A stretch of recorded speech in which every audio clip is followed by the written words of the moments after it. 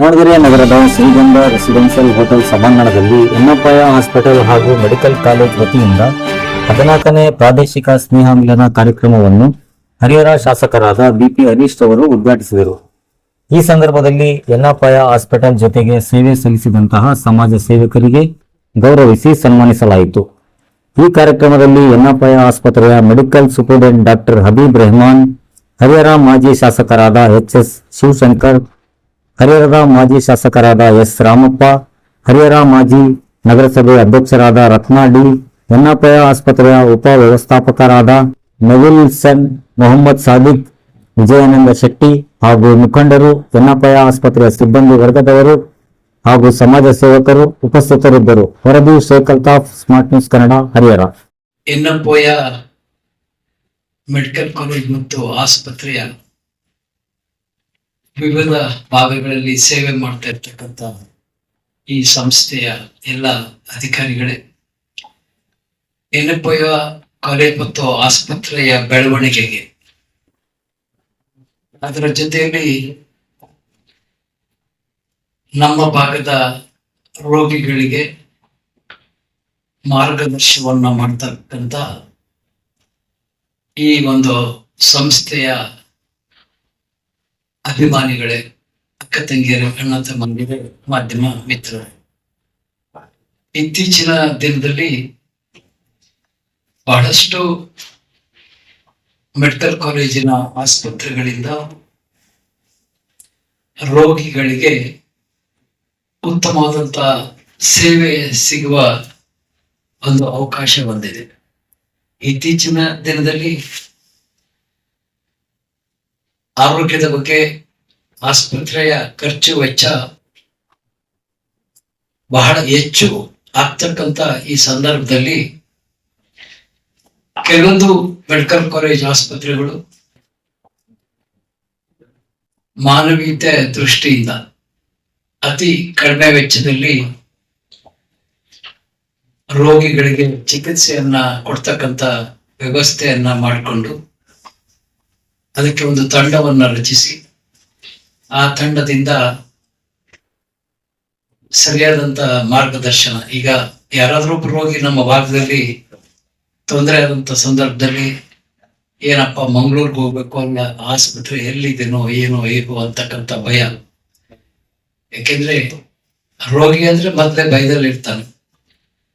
ಅಂತ ಸಂದರ್ಭದಲ್ಲಿ ಸ್ವಲ್ಪ ಮಾರ್ಗದರ್ಶನ ಸಿಕ್ಕಂತಾದ್ರೆ ಅವನಿಗೆ ಧೈರ್ಯದಿಂದ ಹೋಗ್ತಕ್ಕಂಥ ತೀರ್ಮಾನ ತೆಗೆದುಕೊಂಡು, ಆದ್ರೆ ಪ್ರಾಸ್ತಾವಿಕ ನುಡಿಗಳನ್ನ ಮತ್ತು ಸ್ವಾಗತ ಮಾಡುವಂತ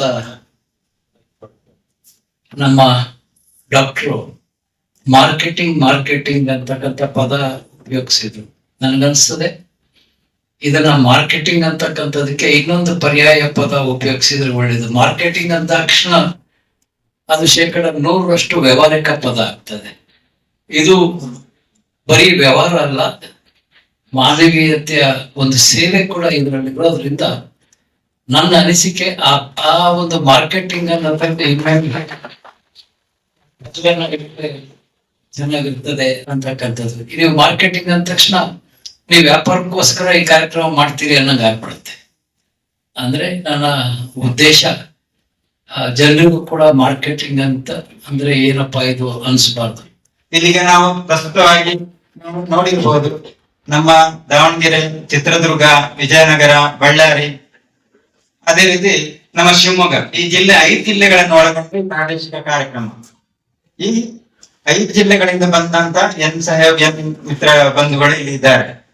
ಈ ಕಾರ್ಯಕ್ರಮ ಇಲ್ಲಿ ಇದ್ದಿರೋದ್ರಿಂದ ನಿಮ್ಗೆ ಸಮಯಕ್ಕೆ ಸರಿಯಾಗಿ ಬರ್ಲಿಕ್ಕೆ, ಅದೇ ರೀತಿ ಅಂದ್ರೆ ದಾವಣಗೆರೆ ಬರುವವರಿಗೆ ಕೂಡ ಒಂದು 2 ರಾತ್ರಿ 1 ಹಗಲು ಈ ಒಂದು ಕಾರ್ಯಕ್ರಮದಲ್ಲಿ ಬರ್ಲಿಕ್ಕೆ ಬೇಕಾಗ್ತದೆ. ಯಾಕಂತ ಹೇಳಿದ್ರೆ ಈಗ ನೀವು ಬಂದಾಗ ಆರಾಮವಾಗಿ ಬಂದಿದ್ದೀರಿ, ಹತ್ತಿರದಿಂದ ಬಂದಿದ್ದೀರಿ, ನಿಮ್ಗೊಂದು ಖುಷಿ ಇರ್ತದೆ. ಆದ್ರಿಂದ ಇದೆಲ್ಲ ಒಂದು ಗಮನಕ್ಕೆ ತಗೊಂಡು ಅಬ್ಸರ್ವೇಷನ್ ಮಾಡಿಕೊಂಡು ಈ ಕಾರ್ಯಕ್ರಮವನ್ನು ಹಮ್ಮಿಕೊಂಡಿದ್ದೇವೆ. ಈ ಒಂದು ಕಾರ್ಯಕ್ರಮಕ್ಕೆ ಬಂದಂತಹ ನಮ್ಮ ಅತಿಥಿಗಳು ಹೇಳಿದ್ರು, ಎನ್ನಪ್ಪಯ್ಯದ ಬಗ್ಗೆ ಹೇಳಿದ್ರು, ನಿಮ್ಮ ಈ ಭಾಗದ ಬಗ್ಗೆ ಹೇಳಿದ್ರು, ಇಲ್ಲಿ ಜನಗಳ ಬಗ್ಗೆ ಹೇಳಿದ್ರು. ಎನ್ನಪ್ಪಯ್ಯದಲ್ಲಿ ನಾವು ಈ ಕೆಲವು ಸೇವೆಗಳನ್ನು ನೀಡುವಾಗ ಕೆಲವೊಂದು ನ್ಯೂನತೆಗಳು ಆಗ್ತಾ ಇರ್ತದೆ, ಅದು ಸಾಮಾನ್ಯ.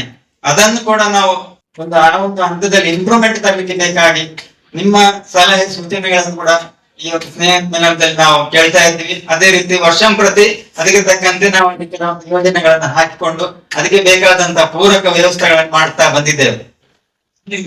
ನಾವು ಜಾತಿಯಿಂದ ಯಾರನ್ನು ಅಳಿಲಿಕ್ಕೆ ಆಗಲ್ಲ, ಅಳಿಬಾರದು. ಒಂದೇ ಸರ್ವಿಸ್ ಇಸ್ ಅವರ್ ಮೋಟೋ. ಅನ್ನೋ ನಿಟ್ಟಿನಲ್ಲಿ ನಾವೆಲ್ಲ ಕೆಲಸ ಮಾಡಿದ್ರೆ ಖಂಡಿತ ಸಮಾಜ ನಿಮ್ಮನ್ನ ಯಾರು ಮರೆಯೋದಿಲ್ಲ ಅನ್ನೋದನ್ನ ನಾನು ಈ ಸಂದರ್ಭದಲ್ಲಿ ಹೇಳಿ ಕಾರ್ಯಕ್ರಮಕ್ಕೆ ಆಹ್ವಾನಿಸಿ ನನಗೆ ಗೌರವ ಕೊಟ್ಟು ನನ್ನ ಅನಿಸಿಕೆಗಳನ್ನ ಹೇಳಲಿಕ್ಕೆ ಅವಕಾಶ ಮಾಡಿಕೊಟ್ಟಂತ ವೇದಿಕೆ ಮೆಂತಕ್ಕಂತ ಎಲ್ಲರಿಗೂ ನಿಮ್ಗೆಲ್ಲರೂ ಕೂಡ ವಂದಿಸಿ ಕಾರ್ಯಕ್ರಮ ಯಶಸ್ವಿಯಾಗಲಿ ಅಂತ ಶುಭ ಹಾರೈಸಿ ನಾನು ಮಾತನಾಡ್ತೇನೆ.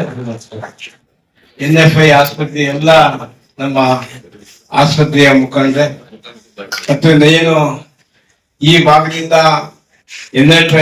NFI ಆಸ್ಪತ್ರೆಗೆ ಕಳ್ಸಕ್ಕಂತ ಕೆಲವರು ಕಾರ್ಯಕರ್ತರು ಮುಖಂಡರಿದ್ದಾರೆ.